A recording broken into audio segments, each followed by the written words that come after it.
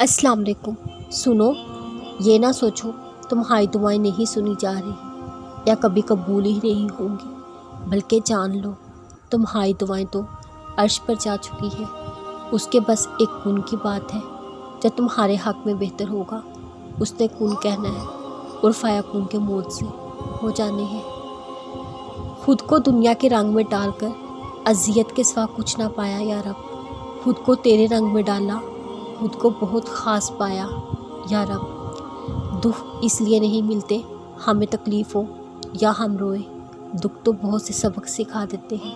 और पता है ये दुख जब भी ख़त्म होते हैं जब हम वो सब समझ जाते हैं जो अल्लाह ताला इन मामूली आज़माइशों से हमें समझाना चाह रहा होता है। और जब हम समझ जाते हैं तो ये दुख भी ऐसे ख़त्म होते हैं जैसे कभी थे ही नहीं।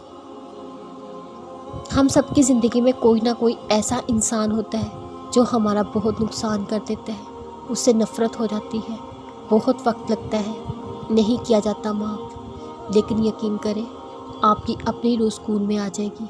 अपने रब से कहें कि वो आपका दिल बड़ा करे, वो दे तौफीक कि आप माफ़ करते, वो रब आपके नुकसान की तलाफ़ी करते।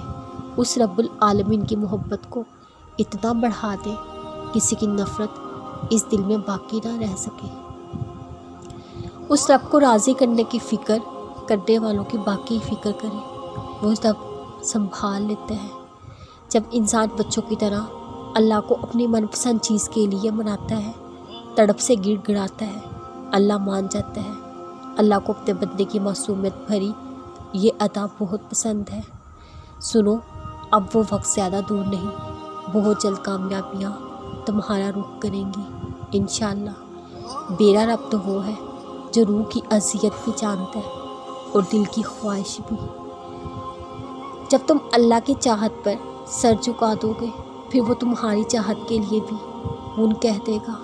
अल्लाह फरमाता है खुद को अकेला कभी मत समझो, तुम जहाँ कहीं भी हो मैं वहीं हूँ। और जब अर्ज़ से हाँ हो जाए किसकी मजाल है कि ना कह सके।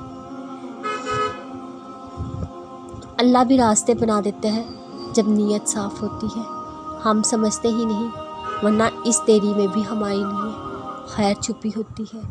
तवक्कल की सीढ़ी पर चढ़ने वालों की मंजिल हमेशा मुआज़ाती होती है। इस आज़माइश के बाद ज़िंदगी में सुकून ही सुकून होगा इंशाअल्लाह। तहज्जुद का सजदा ही कुन फ़याकुन तक लेके जाता है।